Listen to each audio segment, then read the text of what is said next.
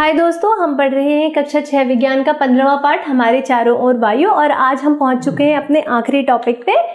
तो यहाँ पर हम जानेंगे वायु के कुछ अन्य उपयोग। जैसे कि वायु का सबसे प्रमुख उपयोग हमें क्या पता है कि वायु श्वसन के लिए बहुत ज़्यादा आवश्यक है ना।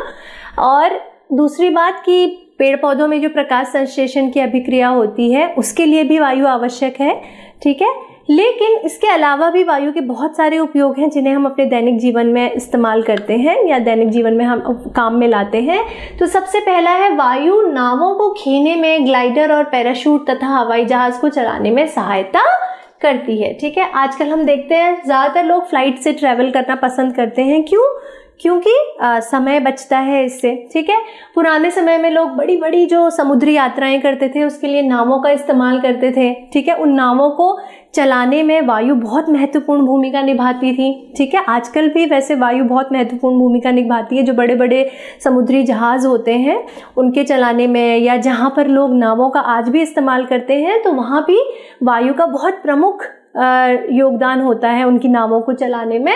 इसके अलावा ग्लाइडर और पैराशूट, अगर आप किसी हिल स्टेशन पे जाते हो जहाँ पे बहुत ऊंचे ऊंचे पहाड़ हैं तो वहाँ पर आजकल बहुत सारे ऐसे स्पोर्ट्स खेले जाते हैं, ठीक है। गेम खेले, मतलब एडवेंचरस स्पोर्ट्स कहते हैं हम इनको।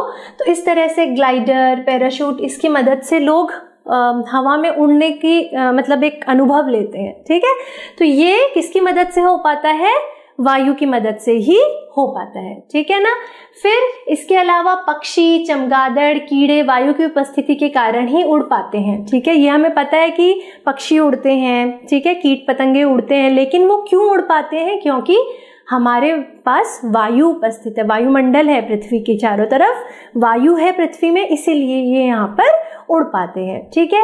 फिर वायु बहुत से पौधों के बीजों और फूलों के पराग कणों को इधर उधर फैलाने में सहायक होती है, ठीक है। जैसे कि आपने पढ़ा होगा परागण के बारे में, पॉलिनेशन के बारे में। तो अलग अलग फूलों के जो पराग कण होते हैं उनको डिस्पर्सल होना जरूरी है, उनका जगह जगह फैलना जरूरी है। तो परागण की प्रक्रिया बहुत सारी विधियों से होती है, बहुत तरीकों से होती है, जिसमें से एक है वायु, ठीक है।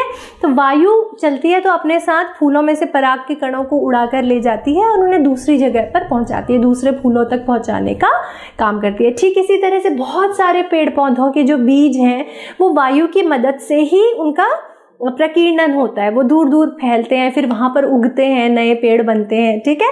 तो इससे हमें ये पता चलता है कि वायु जो है वो परागण में और बीजों के प्रकीर्णन में भी सहायता करती है। फिर जल चक्र में वायु बहुत महत्वपूर्ण भूमिका निभाती है, जैसे कि हमने पढ़ा था, ठीक है।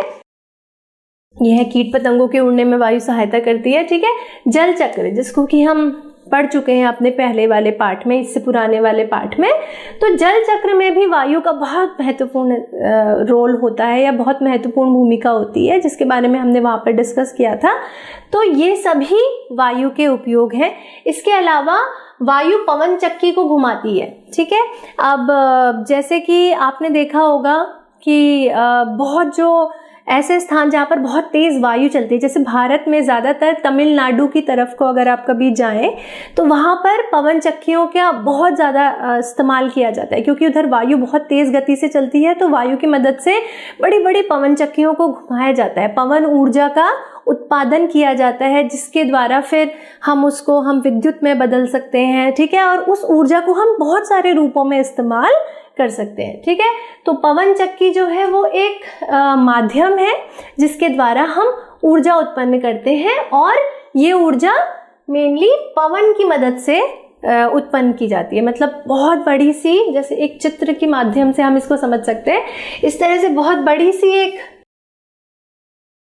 चक्की, जैसे आप समझ लीजिए, इसको चक्की ही कहेंगे, ठीक है। यहाँ पर टरबाइन लगा रहता है, ऐसे ब्लेड्स होते हैं। तो जब बहुत तेज हवा चलती है तो ये टरबाइन बहुत तेजी से घूमता है। जैसे जो प्रक्रिया बांधों में होती है ना, पानी से ऊर्जा उत्पन्न करने के लिए, वही प्रक्रिया यहाँ पर वायु के द्वारा या पवन के द्वारा ऊर्जा उत्पन्न करने के लिए की जाती है। क्योंकि हम गतिशील वायु को पवन कहते हैं, इसलिए हम इसे पवन चक्की कहते हैं, ठीक है। क्योंकि ये टरबाइन जो है वो हवा की मदद से या तेज पवन की मदद से घूमता है और फिर ऊर्जा उत्पन्न करता है। फिर उस ऊर्जा को हम अलग अलग रूपों में इस्तेमाल कर सकते हैं। ठीक है, तो वायु पवन चक्की को घुमाती है। पवन चक्की का उपयोग ट्यूबवेल से पानी निकालने में और आटा चक्की को चलाने में किया जाता है। इससे विद्युत भी बनाई जाती है, यानी कि बिजली भी बनाई जाती है। डेनमार्क एक ऐसा देश है जहाँ पर बहुत बड़ी ऊर्जा का हिस्सा जो है वो पवन चक्कियों की मदद से ही उत्पन्न किया जाता है। ऐसे ही भारत में तमिलनाडु में बहुत ज़्यादा इस्तेमाल किया जाता है पवन चक्की से उत्पन्न ऊर्जा का। ठीक है,